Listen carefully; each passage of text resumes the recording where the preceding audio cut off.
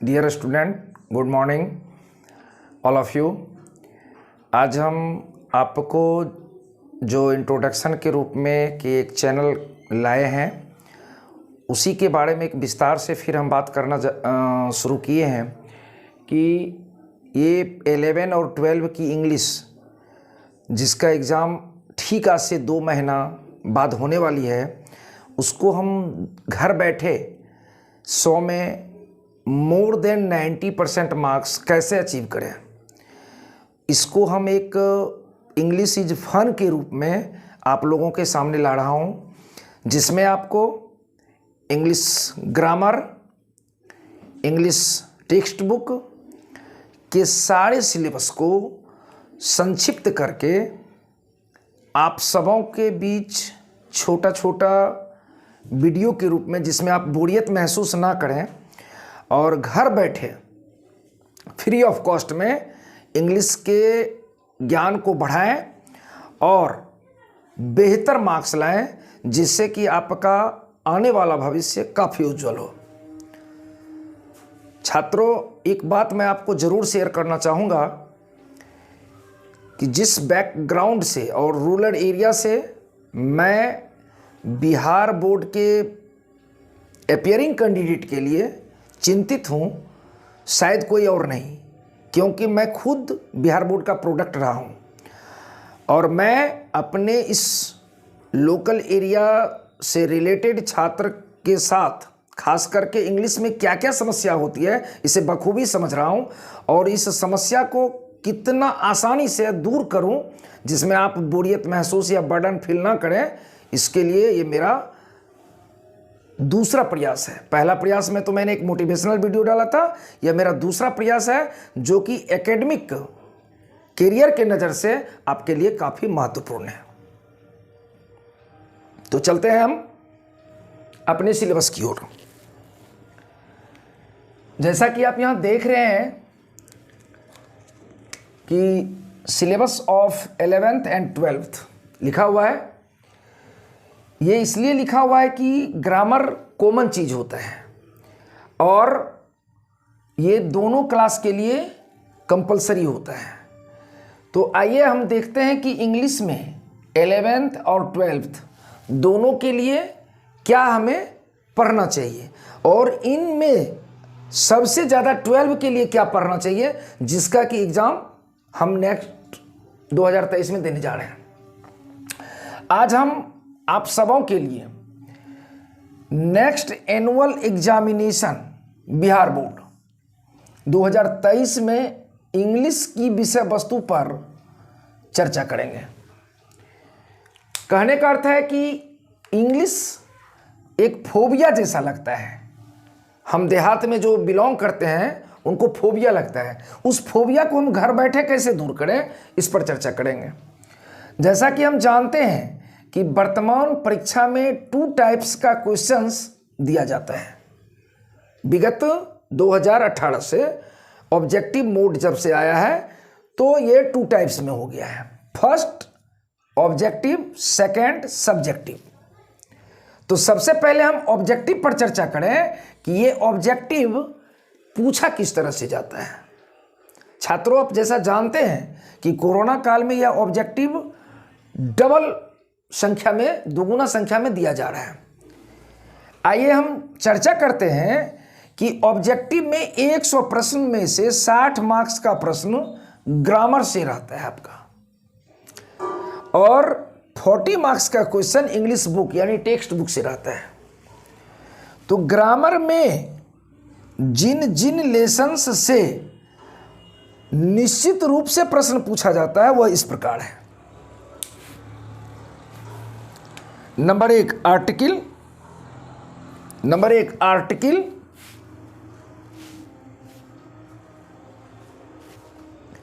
Number 1 article, number 2 noun plus pronoun. ये तो अभी हम आपको संक्षिप्त में बता रहे हैं और इसका कॉम्बिनेशन होता है। आगे चल कर के हम उसको ना विस्तार करेंगे और ना ही आपको बोरियत महसूस होने देंगे, बिल्कुल शॉर्ट में आपको बताते चलेंगे। नंबर 1 आर्टिकल, नंबर 2 नाउन और प्रोनाउन। नंबर 3 में वर्ब विथ मॉडल वर्ब, और नंबर 4 आपका होगा टेंस, टाइम एंड टेंस। हालांकि एक चीज मैंने यहां भी आपको नहीं लिखा है, सीक्वेंस ऑफ टेंस, इसकी भी जिक्र आपके नेक्स्ट वीडियो में होंगे। और 5वां सिंटैक्स। आपको एक बात ध्यान रखना होगा कि आपके एग्जाम के पर्पज से सिंटैक्स आपके लिए बहुत ही बेस्ट चैप्टर है, और इसको बेहतर करने के लिए ऊपर के इस तमाम चैप्टर को बारीकी से और डीपली अध्ययन आपको करना होगा।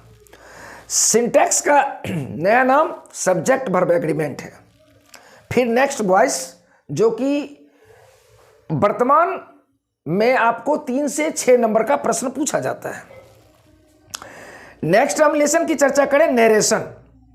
नरेशन को आज के डेट में डायरेक्ट और इनडायरेक्ट स्पीच कहा जाता है। इनसे भी अभी 2 गुना इस मौजूदा हालात में 3 से 6 मार्क्स का क्वेश्चन आपको रहता है। ट्रांसफॉर्मेशन, प्रीपोजिशन, सिंटैक्स के बाद अगर किसी से भी सबसे ज्यादा प्रश्न पूछा जाता है तो वो प्रीपोजिशन है, इस पर भी हम जिक्र करेंगे। और कॉम्बिनेशन, ये 10वां चैप्टर आपका है।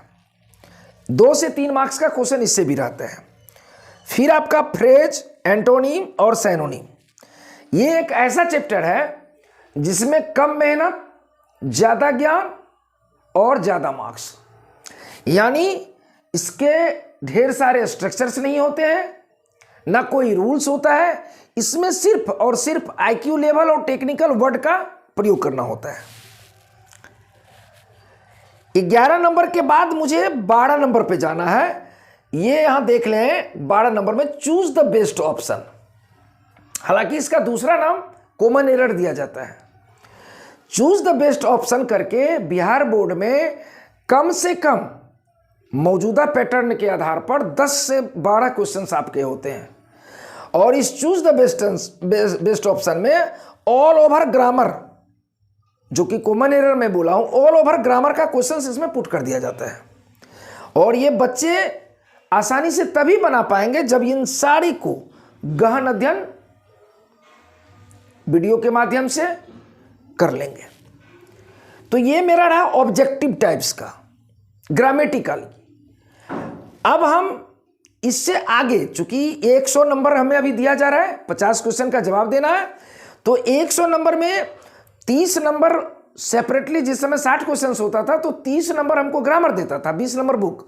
लेकिन अभी 100 क्वेश्चन है तो वो 30-60 हो गया है।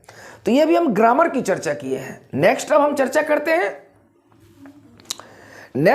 करते हैं कि टेक्स्ट बुक की। जबकि टेक्स्ट बुक की बात अगर करें, अर्थात इंग्लिश बुक से, तो prose, poetry, story of English, ये 3 इंग्लिश के बुक का हिस्सा है। इन तीनों को मिलाकर 2 गुना क्वेश्चंस यानी 40 प्रश्न पूछे जाते हैं, 40 क्वेश्चंस पूछा जाता है, जिसमें कि कोई 20 प्रश्नों का उत्तर देना होता है। इस 20 प्रश्न के उत्तर देने के लिए आपको सबसे कम मेहनत में और श्योर नंबर लाने के लिए प्रोज, पोएट्री और स्टोरी ऑफ इंग्लिश में कंटेंट्स यानी लेसन्स के नाम, उनके राइटर या पोएट के नाम, ये बहुत ही जरूरी है याद करना आपके लिए।